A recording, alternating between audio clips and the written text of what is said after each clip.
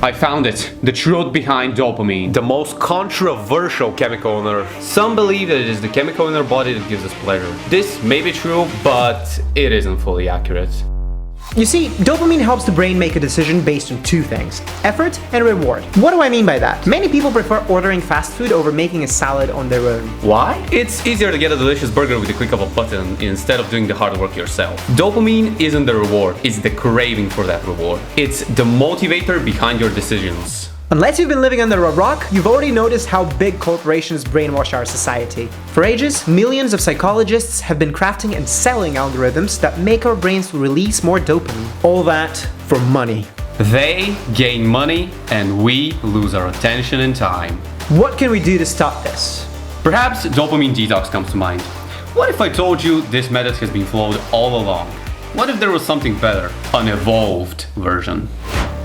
If you're not fully aware of what dopamine detox actually is, I'll tell you a little bit about it right now. I tried it about 5 years ago when it was still a newborn idea, and basically I had to give up everything from coffee, chocolate, video games, social media, porn, everything that brings me dopamine. It did have its effect on my dopamine levels and my dopamine perceptions, but it wasn't as optimal as possible because it was just a single day in the week, which is nothing. Another problem with it is that it was pretty extreme. What do I mean by that? I have 3 stages. Start of the thing, build up to the thing, and then reward for the thing. For me, it was start, build up, and then no reward. The human brain prefers the following thing: start of an activity, effort for that activity that produces dopamine, and a reward for that activity that enhances the produced already dopamine from that activity. Dopamine fasting helps you enjoy harder tasks that require more effort but offer long-term rewards like building a better body. Unlike dopamine detox, which had problems as it made people easily go back to their dopamine-driven habits, dopamine fasting gives us more freedom and is more adaptive.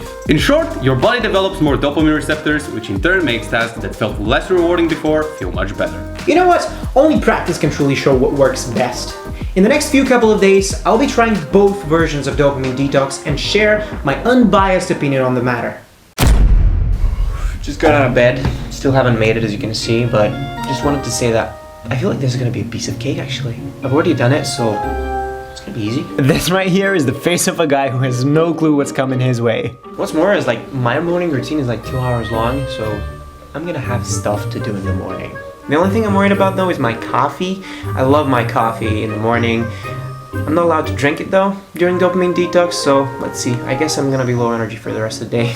That was actually not so true. I did have quite a lot of energy throughout the day. We were shooting the video. The entire day was going amazing and I didn't feel the need for dopamine until Path left. Alright bro, see you tomorrow. And now I'm on my own. Right. This guy was wrong. See the smug face? I edited almost all of the footage we shot today and it's 9:30. I have no idea what to do. I usually go to bed at like 11:30. I guess I'm gonna like meditate or something. I've never meditated twice in a day, but guess have to do something to survive.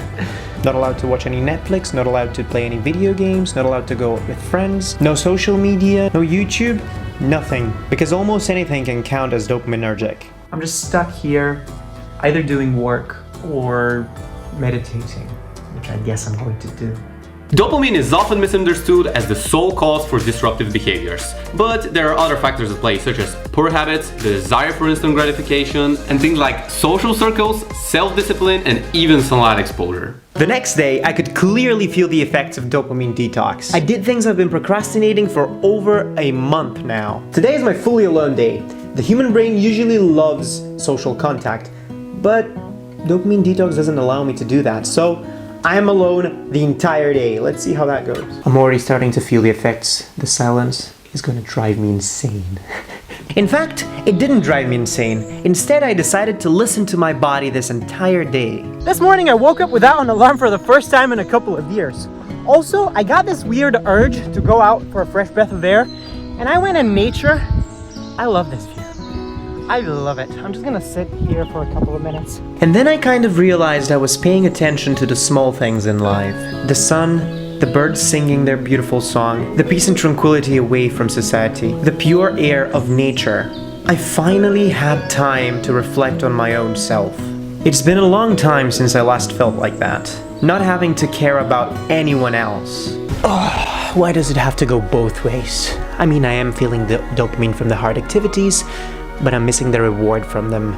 I mean, I can do this, but not for longer than a week. Let's get things straight. When does someone need dopamine detox? Imagine the following scenario. You're spending over 10 hours every day playing a video game you aren't even enjoying. Instead, it's draining and angering you, but you keep playing it anyway. Toxic behaviors like these need eradication by detox. See, pay attention to the wording. You're detoxing from something that's toxic for you. So far, so good, but what happens when the competition kicks in? Who's that? Dopamine fasting? Yeah? Dopamine fasting is all about limiting your dopamine incomes in order to improve your baselines. Once your dopamine baseline is at a high natural level, it simply feels much better to just exist. Small things like having a walk in nature feel so much more fulfilling when your levels are naturally higher. We have a really good explanation of dopamine baseline in this video, but if I had to explain it in short, difficult activities bring it up and short and mindless activities bring the baseline down. What's that? That's my coffee. Wait, wasn't I supposed to not drink it during dopamine detox? Yes, I was. However, I'm not doing dopamine detox today, I'm doing dopamine fasting today, which is a little bit more different. Before I meet on the live in the comments, I'd like to say that dopamine fasting isn't about fully getting rid of dopamine. It's about minimizing the incomes. So, drinking my coffee was one of the things I allowed myself to do. When it comes down to the dopaminergic activities, I can still drink my coffee, but I can't do anything else that's dopaminergic. Also, about the reward I was whining about yesterday, I'll get that today. What do you think? Subscribe. Good. I chose my reward to be something I like, but not an addiction. In this case, I was not allowed to do any social media. Today it looked like I was going to play a game or two with the boys, but just for a healthy hour or two. To practice dopamine fasting, you first need to identify the addictive activities in your life. Playing games and browsing the internet too much, also consuming large amounts of pornographic content. All of these can count as addictive activities. My activities that needed detoxing were identified yesterday. I was spending a lot of time on YouTube, so I decided that I wanted to fast from that a bit. Alright guys, I'm gonna be honest with you. I almost found myself watching YouTube today. It's not something bad because I'm researching stuff for the channel, but the thing I'm trying to eradicate by fasting today is watching mindless YouTube, like without paying attention to the content. And that's what I almost found myself doing today. That's what was at risk. I thought I was the only one getting urges like this, but after some research and talking to some friends, it turns out that everyone gets urges to do dopaminergic activities. There are two ways to fight it. You either learn to live with it until it disappears, that's an activity known as urge surfing by the way, or you use it as your fuel and motivator to get things done.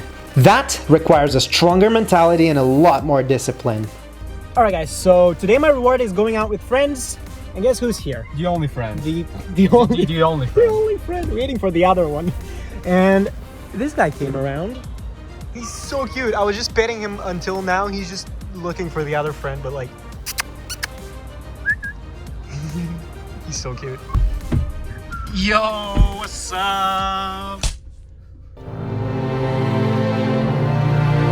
Even though this night out was my reward, I wasn't allowed to drink, because even a small glass can get huge quantities of dopamine. Pursuing a certain goal most of the time leads to pain and discomfort. Pain triggers dopamine release once it's over, so more challenging tasks lead to the production of more dopamine. That's why if you can find pleasure and reward in the pursuit itself, you will soon realize that the amount of dopamine you can produce that way is infinite. And so, my dopamine journey ends in success. Let's talk about my experience. Well, it was a little bit mentally draining, and it could have felt lonely at times. I felt more motivated than ever before, and I also started paying attention to the little things in life that I took for granted before. Another thing, I felt more at peace with my own self. So, what's my final verdict? Dopamine detox or dopamine fasting? Which one is superior? Well, the answer here is neither, and both at the same time. You see, I strongly believe that dopamine detox does the job, but potentially at the cost of your mental health. When it comes to dopamine fasting, it is superior in terms of motivation, energy, and efficiency. There's a risk to it though. You need to be disciplined to maintain it. I'd say do a day or two of detoxing and then switch up to fasting for the rest of the week, just to see how it goes. Dopamine fasting needs more time to get going. You can't simply do it for a day because it will virtually have no effect other than torture. You need to be consistent with it and make a schedule that fits you, not something that someone is trying to force onto you. Well, dopamine doesn't have to be that controversial after all, does it? While the old-fashioned method of detoxing can be rather extreme, the newly emerged version could be perceived as too anarchistic. Torturing your body and mind without a reward isn't a perfect option. Allowing your disruptive behavior to take over is also toxic. Instead, what we need to do is look for the golden middle and find our balance. Find your own truth about dopamine.